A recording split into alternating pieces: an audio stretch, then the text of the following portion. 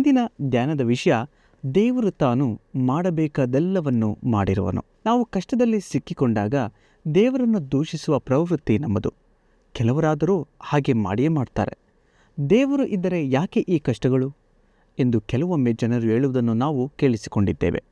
ಅಂತಹ ಕಷ್ಟಗಳಿಗೆ ದೇವರ ನಿಜ ಸ್ವರೂಪವು ಗೊತ್ತೇ ಇಲ್ಲ. ಅವರಿಗೆ ತಮ್ಮ ಸ್ವಂತ ಸ್ವರೂಪದ ಬಗ್ಗೆಯೂ ಅರಿವೇ ಇಲ್ಲವೇ ಇಲ್ಲ. ದೇವರು ಇದ್ದರೆ ಎಂದು ಮನುಷ್ಯರು ಯಾಕೆ ಯಾವಾಗಲೂ ಹೇಳುತ್ತಾರೆ? ಏಕೆಂದರೆ ಅವರಿಗೆ ತಮ್ಮ ಬಗ್ಗೆ ಸರಿಯಾದ ಅರಿವು ಇಲ್ಲವೇ ಇಲ್ಲ.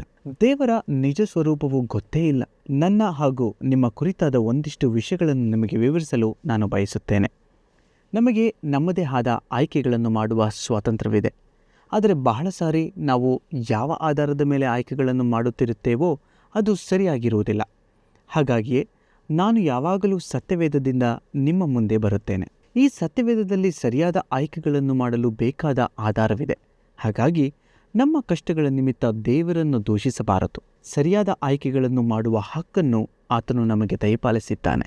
ನಮ್ಮ ಈ ವಾಕ್ಯ ಭಾಗವು ಯೇಸು ನಿಕೋದೇಮನೊಂದಿಗೆ ಆ ರಾತ್ರಿ ಯೆರೂಸಲೇಮಿನಲ್ಲಿ ನಡೆದ ಸಂಭಾಷಣೆಯ ಮುಂದುವರಿದ ಭಾಗವಾಗಿದೆ. ಇದನ್ನು ಯೋಹಾನನ ಸುವಾರ್ತೆ 3ನೇ ಅಧ್ಯಾಯ 14-20 ಕಾಣಬಹುದು. ಇದಲ್ಲದೆ ಜನರು ನೋಡಿ ಜೀವದಿಂದ ಉಳಿಯಬೇಕೆಂದು ಮೋಶೆಯು ಅಡವಿಯಲ್ಲಿ ಆ ಸರ್ಪವನ್ನು ಎತ್ತರದಲ್ಲಿಟ್ಟು, ಹಾಗೆಯೇ ಮನುಷ್ಯಕುಮಾರನು ತನ್ನನ್ನು ನಂಬುವವರೆಲ್ಲರೂ ನಿತ್ಯ ಜೀವವನ್ನು ಪಡೆಯಬೇಕೆಂದು ಎತ್ತರದಲ್ಲಿಡಬೇಕು. ದೇವರು ಲೋಕದ ಮೇಲೆ ಎಷ್ಟೋ ಪ್ರೀತಿಯನ್ನಿಟ್ಟು ತನ್ನ ಒಬ್ಬನೇ ಮಗನನ್ನು ಕೊಟ್ಟನು. ಆತನು ನಂಬುವ ಒಬ್ಬನಾದರೂ ನಾಶವಾಗದೆ ಎಲ್ಲರೂ ನಿತ್ಯ ಜೀವವನ್ನು ಪಡೆಯಬೇಕೆಂದು ಆತನನ್ನು ಕೊಟ್ಟನು. ದೇವರು ತನ್ನ ಮಗನ ಮುಖಾಂತರ ಲೋಕಕ್ಕೆ ರಕ್ಷಣೆಯಾಗಬೇಕೆಂದು ಆತನನ್ನು ಕಳಿಸಿಕೊಟ್ಟನೇ ಹೊರತು ತೀರ್ಪು ಮಾಡುವುದಕ್ಕಾಗಿಯೇ ಕಳಿಸಲಿಲ್ಲ. ಆತನನ್ನು ನಂಬುವವನಿಗೆ ತೀರ್ಪು ಆಗುವುದಿಲ್ಲ. ಆದರೆ ನಂಬಿದವನಿಗೆ ದೇವರ ಒಬ್ಬನೇ ಮಗನ ಹೆಸರನ್ನು ನಂಬದ ಹೋದದರಿಂದ ಆಗಲೇ ತೀರ್ಪು ಆಗಿ ಹೋಯಿತು. ಆ ತೀರ್ಪು ಏನೆಂದರೆ, ಬೆಳಕು ಲೋಕಕ್ಕೆ ಬಂದಿದ್ದರೂ ಮನುಷ್ಯರ ಕೃತ್ಯಗಳು ಕೆಟ್ಟವುಗಳಾಗಿರುವುದರಿಂದ ಅವರು ಬೆಳಕಿಗಿಂತಲೂ ಕತ್ತಲೆಯನ್ನೇ ಹೆಚ್ಚಾಗಿ ಪ್ರೀತಿಸಿದರು. ಕೆಟ್ಟದ್ದನ್ನು ಮಾಡುವವರು ಬೆಳಕನ್ನು ಸಹಿಸುವುದಿಲ್ಲ. ತಮ್ಮ ಕೃತ್ಯಗಳು ದುಷ್ಕೃತ್ಯಗಳಾಗಿ ತೋರಿಬಂದಾವೆಂದು ಬೆಳಕಿಗೆ ಬರುವುದಿಲ್ಲ. ಆದರೆ ಸತ್ಯವನ್ನು ಅನುಸರಿಸಿ ನಡೆಯುವವನು ತಾನು ದೇವರಿಂದ ನಡೆಸಿಕೊಂಡು ತನ್ನ ಕೃತ್ಯಗಳನ್ನು ಮಾಡಿದ್ದೇನೆಂದು ತೋರಿಬರುವಂತೆ ಬೆಳಕಿಗೆ ಬರುತ್ತಾನೆ. ಸತ್ಯವೇದದಲ್ಲಿರುವ ಈ ವಾಕ್ಯಗಳಿಂದ ದೇವರು ತಾನು ಮಾಡಬೇಕಾದದ್ದೆಲ್ಲವನ್ನು ಮಾಡಿರುವನು ಎಂದು ನಾವು ಕಡಾಖಂಡಿತವಾಗಿ ಹೇಳಬಲ್ಲೆ ಎಂಬುದಕ್ಕೆ ನಿಮಗೆ ಕಾರಣಗಳನ್ನು ತೋರಿಸಲು ನಾನು ಬಯಸುತ್ತೇನೆ. ಮೊದಲನೆಯ ಕಾರಣ, ಹೋಲಿಕೆ. ಮೋಶೆಯು ಅಡವಿಯಲ್ಲಿ ಆ ಸರ್ಪವನ್ನು ಎತ್ತರದಲ್ಲಿಟ್ಟು ಹಾಗೆಯೇ ಮನುಷ್ಯಕುಮಾರನು ಎತ್ತರದಲ್ಲಿಡಬೇಕೆಂದು ಯೇಸು ಸ್ವಾಮಿ ಹೇಳಿದರು. ಬಹಳ ವರ್ಷಗಳ ಹಿಂದೆ ಇಸ್ರಾಯೇಲರು ಐಗುಪ್ತ ದೇಶದಿಂದ ಕಾನಾನ್ ದೇಶಕ್ಕೆ ಬರುತ್ತಿರುವಾಗ ಅವರ ಜೀವನದಲ್ಲಿ ನಡೆದ ಒಂದು ಘಟನೆಯನ್ನು ಯೇಸು ಸ್ವಾಮಿ ಇಲ್ಲಿ ಹೇಳುತ್ತಿರುವರು. ಅವರು ದೇವರಿಗೆ ವಿರುದ್ಧವಾಗಿ ಗುಣಗುಟ್ಟತೊಡಗಿದರು. ಆಗ ದೇವರು ವಿಷಸರ್ಪಗಳನ್ನು ಅವರ ನಡುವೆ ಕಳಿಸಿದರು. ಅನೇಕರು ಆ ಸರ್ಪಗಳ ಕಡಿತಕ್ಕೊಳಗಾದರು. ಯಾವುದೇ ಚಿಕಿತ್ಸೆ ಇರಲಿಲ್ಲ. ಹಾಗಾಗಿ ಅನೇಕರು ಸಾವನ್ನಪ್ಪಿದರು. ದೇವರು ಮೋಶೆಗೆ ಏನು ಮಾಡಬೇಕೆಂದು ಹೇಳಿದ್ದಿಲ್ಲದಿದ್ದರೆ ಯಾವ ಪರಿಹಾರವೂ ಉಂಟಾಗುತ್ತಿರಲಿಲ್ಲ. ಆದರೆ ದೇವರು ಮೋಶೆಗೆ, ನೀನು ತಾಮ್ರದಿಂದ ವಿಷಸರ್ಪದ ಆಕಾರವನ್ನು ಮಾಡಿಸಿ ಧ್ವಜಸ್ತಂಭವನ್ನು ಮೇಲೆ ಎತ್ತಿ ನಿಲ್ಲಿಸಬೇಕು. ಸರ್ಪಗಳಿಂದ ಗಾಯಪಟ್ಟವರು ಅದನ್ನು ನೋಡಿ ಬದುಕಿಕೊಳ್ಳುವವರು ಎಂದು ಹೇಳಿದರು. ಇದು ಆ ಜನರಿಗೆ ತುಂಬ ಅಗತ್ಯವಾಗಿತ್ತು. ಇದು ಬಿಟ್ಟರೆ ಬೇರೆ ಯಾವ ನಿರೀಕ್ಷೆ ಇರಲಿಲ್ಲ. ಯೇಸುಸ್ವಾಮಿ ನಿಕೋದೇಮನಿಗೆ ಹೇಳಿದ ಮಾತನ್ನು ಒಮ್ಮೆ ಗಮನಿಸಿರಿ. ಮೋಶೆಯು ಅಡವಿಯಲ್ಲಿ ಆ ಸರ್ಪವನ್ನು ಎತ್ತರದಲ್ಲಿಟ್ಟ ಹಾಗೆಯೇ ಮನುಷ್ಯಕುಮಾರನು ಎತ್ತರದಲ್ಲಿಡಬೇಕು. ಅಂದರೆ ನಾವು ಕೂಡ ಪರಿಹರಿಸಲಾಗದ ಪರಿಸ್ಥಿತಿಯಲ್ಲಿದ್ದೇವೆ. ದೇವರು ಏನಾದರೂ ಮಾಡದಿದ್ದರೆ ನಮಗೂ ಯಾವ ನಿರೀಕ್ಷೆಯೂ ಇಲ್ಲ. ಆದರೆ ದೇವರು ಈಗಾಗಲೇ ಒಂದು ಕಾರ್ಯವನ್ನು ಮಾಡಿದ್ದಾರೆ ನೋಡಿರಿ. ದೇವರು ತಾನು ಮಾಡಬೇಕಾದೆಲ್ಲವನ್ನು ಮಾಡಿರುವವರು. ಹಾಗಾಗಿ ಯೇಸುವಿನ ಕಡೆಗೆ ನೋಡುವಾಗ ನಾವು ಸಹ ಬದುಕಿಕೊಳ್ಳುತ್ತೇವೆ. ಯಾರ್ಯಾರು ಮನುಷ್ಯಕುಮಾರನನ್ನು ನಂಬುವರೋ ಅವರು ನಾಶವಾಗದೆ ನಿತ್ಯ ಜೀವವನ್ನು ಪಡೆಯುವರು ಎಂದು ದೇವರು ಹೇಳಿದರು. ಸ್ನೇಹಿತರೆ, ಇದೊಂದು ಉತ್ತಮವಾದ ಜೀವನ. ಅದು ಬೇರೆ ಯಾವ ರೀತಿಯಲ್ಲಿಯೂ ದೊರಕದು. ದೇವರು ತಾನು ಮಾಡಬೇಕಾದೆಲ್ಲವನ್ನು ಮಾಡಿರುವವರು ಎಂದು ನಾವು ಕಡಾಖಂಡಿತವಾಗಿ ಹೇಳಬಲ್ಲೆ. ಎರಡನೆಯ ಕಾರಣ, ಕರುಣೆ. ಯೋಹಾನ ಸುವಾರ್ತೆ 3ನೇ ಅಧ್ಯಾಯ 16 ಸತ್ಯವೇದದಲ್ಲಿ ಸುವರ್ಣವಾಕ್ಯ ಎಂದೇ ಕರೆಯಲಾಗುತ್ತದೆ. ದೇವರು ಲೋಕದ ಮೇಲೆ ಎಷ್ಟೋ ಪ್ರೀತಿಯನ್ನಿಟ್ಟು ತನ್ನ ಒಬ್ಬನೇ ಮಗನನ್ನು ಕೊಟ್ಟನು. ಆತನನ್ನು ನಂಬುವ ಒಬ್ಬನಾದರೂ ನಾಶವಾಗದೆ ಎಲ್ಲರೂ ನಿತ್ಯ ಜೀವವನ್ನು ಪಡೆಯಬೇಕೆಂದು ಆತನನ್ನು ಕೊಟ್ಟನು. ಸ್ವಲ್ಪ ತಾಳಿರಿ, ದೇವರ ಕರುಣೆಯನ್ನು ಒಮ್ಮೆ ನೋಡಿರಿ. ಆತನ ಪ್ರೀತಿ ಎಷ್ಟು ಅಪಾರ, ಎಷ್ಟೊಂದು ವಿಶಾಲ. ದೇವರ ಲೋಕದ ಮೇಲೆ ಎಷ್ಟೋ ಪ್ರೀತಿಯನ್ನಿಟ್ಟು ತನ್ನ ಒಬ್ಬನೇ ಮಗನನ್ನು ಕೊಟ್ಟನು. ಆತನನ್ನು ನಂಬುವ ಒಬ್ಬನಾದರೂ ನಾಶವಾಗದೆ ಎಲ್ಲರೂ ನಿತ್ಯ ಜೀವವನ್ನು ಪಡೆಯಬೇಕೆಂದು ಆತನನ್ನು ಕೊಟ್ಟನು. ಹೀಗೋ ದೇವರ ಕಾರ್ಯವನ್ನು ನೋಡಿರಿ. ಆತನು ತನ್ನ ಒಬ್ಬನೇ ಮಗನನ್ನು ಕೊಡುವಷ್ಟು ದಯೆ ತೋರಿಸಿದನು. ಇದಕ್ಕಿಂತ ಹೆಚ್ಚಿನದು ಇನ್ನೇನು ಬೇಕು ನಿಮಗೆ?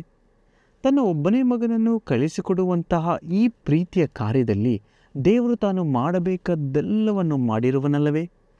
ಈ ಕರುಣೆಯು ದಯೆಯಿಂದ ಕೂಡಿದೆ. ದೇವರು ಕೊಟ್ಟ ವರದಾನವನ್ನು ನೋಡಿರಿ, ಎಷ್ಟೊಂದು ಕೃಪಾಪೂರ್ಣವಾಗಿದೆ. ಆತನನ್ನು ನಂಬುವ ಒಬ್ಬನಾದರೂ ಎಂದು ಸತ್ಯವೇದವು ಹೇಳುವ ಮಾತುಗಳಲ್ಲಿ ನಾವು ಕೂಡ ಸೇರಿದ್ದೇವೆ. ದೇವರಿಗಿದ್ದ ಉದ್ದೇಶವು ವಿಮೋಚನೆಯಾಗಿತ್ತು.